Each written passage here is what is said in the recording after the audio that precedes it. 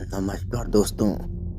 आज की कहानी के पहले भाग का शीर्षक है तंत्रा। चलिए बढ़ते हैं आज की कहानी की ओर।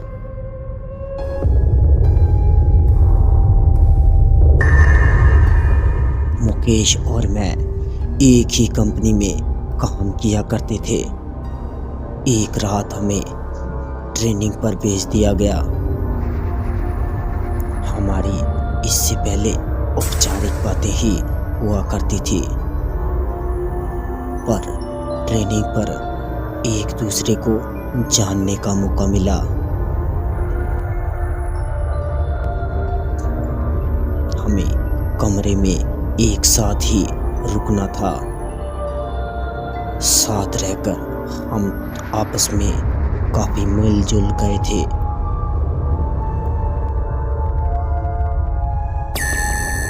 अक्सर रात को मुझ पर से चादर हट जाती तो मुकेश मुझे चादर उड़ा दिया करता था। मैंने उससे पूछा, क्यों रात भर जागते हो?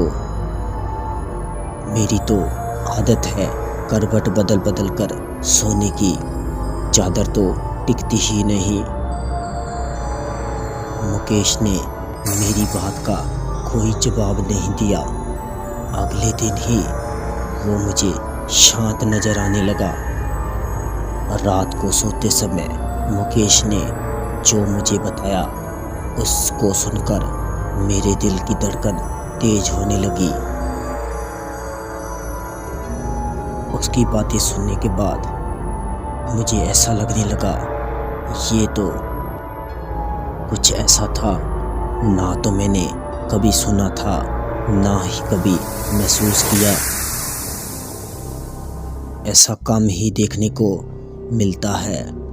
बात केवल विश्वास की ही रह जाती है।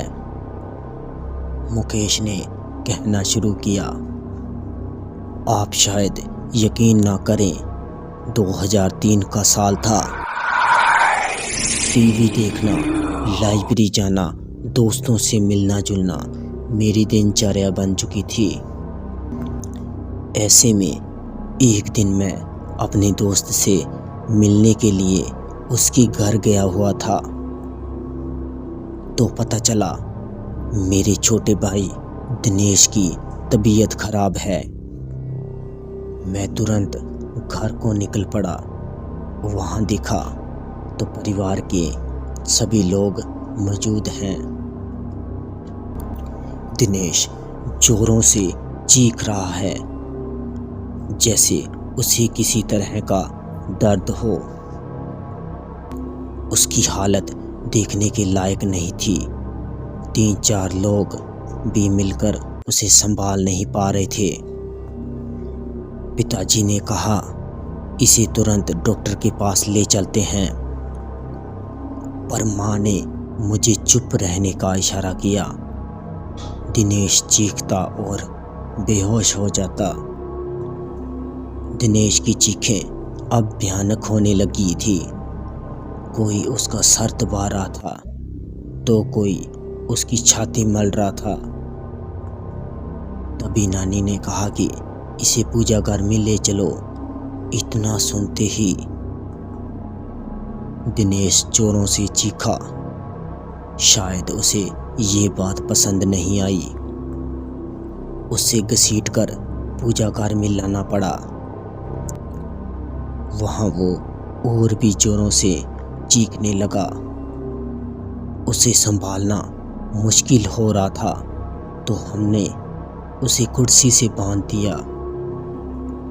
फिर नानी ने उसे प्रश्न किया, बता तू कौन है? ये सुनकर नितेश गुस्से में भर गया। उसका सर और छाती अब पट्टी की तरह तपने लगी। उसे अब संभालना मुश्किल हो रहा था। तभी नानी ने फिर से कहा कि बता तू कौन है? इस बार नितेश ने गुस्से में अपने दांत पीस लिए।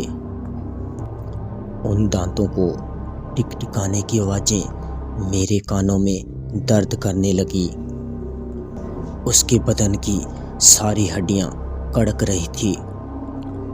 आखिर में उसने अपनी जुबान बाहर निकाली तो वो काली पड़ चुकी थी। यकीन नहीं हो रहा था कि किसी इंसान की जुबान खींचकर इतनी लंबी हो सकती है। तभी नानी ने फिर से अपनी बात दोहराई, बता तू कौन है और कहां से आया है? इस बच्चे ने तेरा क्या बिगाड़ा है? जहां से भी तुम आए हो वहीं लौट जाओ। बदले में तुम जो कुछ मांगोगे हम तुम्हें दे देंगे, लेकिन इस बच्चे को छोड़ दो। दिनेश ने अपना आपा खो दिया था।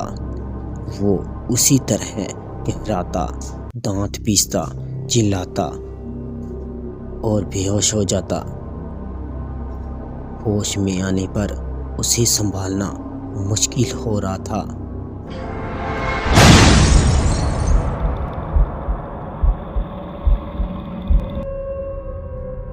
आगे जानने के लिए सुनते रहिए अलोन 05।